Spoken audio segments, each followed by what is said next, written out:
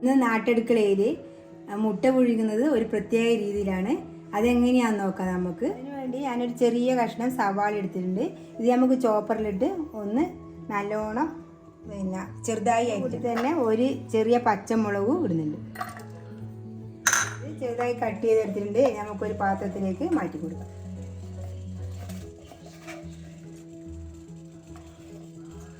പാത്രത്തിലേക്ക് മാറ്റിയിട്ടുണ്ട്. ഇനി ഇതിന് കുറച്ച് ഉപ്പിട്ട് കൊടുക്കാം. ഇതിൽ കുറച്ച് ഉപ്പ് ചേർക്കുന്നുണ്ട്.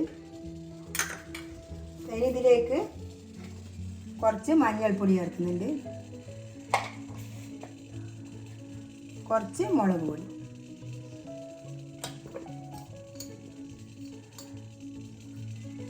കുറച്ച് കുരുമുളക് പൊടിച്ചത്.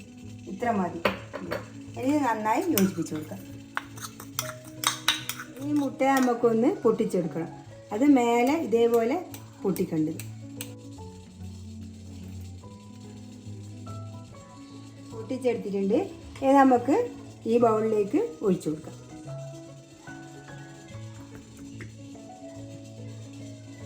ഇത് ഒഴിച്ചിട്ടുണ്ട്.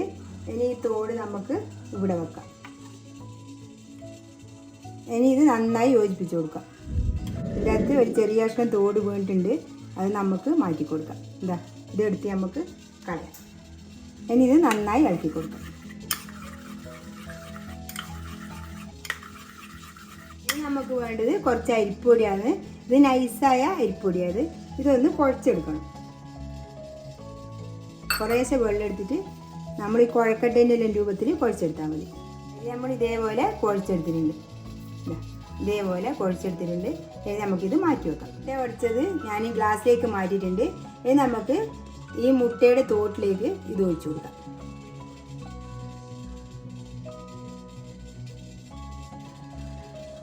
പതിയെല്ലാം പോക്കി നല്ല വിടാക്കിയിട്ടുണ്ട്. ഇനി എടുത്തു വെച്ച അരിക്കൂട്ട് കൊണ്ട് നമുക്കിതൊന്ന് കവർ ചെയ്യണം. ഇതേപോലെ കുറച്ച് പുറത്തെല്ലാം വരും, അത് സാരമില്ല. തൊപ്പി പോലെ ആക്കിയിട്ടുണ്ട്. ഇനി നമുക്ക് വെള്ളം തിളക്കാൻ വേണ്ടി ഞാൻ വെച്ചിട്ടുണ്ട്. ഇനി വെള്ളത്തിലേക്ക് നമുക്ക് ഇട്ട് കൊടുക്കാം.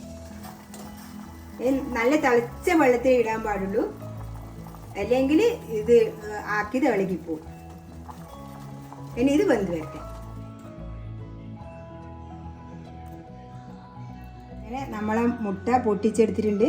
ഇത് കുറച്ചെല്ലാം ഇതേപോലെ തോടലിങ്ങനെ പോയിട്ടുണ്ടാവും. പക്ഷേ ഇത് തിന്നാൻ ഭയങ്കര ടേസ്റ്റാണ്. ഇത് കുട്ടികൾക്കെല്ലാം നല്ല ഇഷ്ടപ്പെടുന്ന ഒരു മുട്ട എന്താ പറയണ്ടത്, മുട്ട പുഴുങ്ങിയതാണിത്.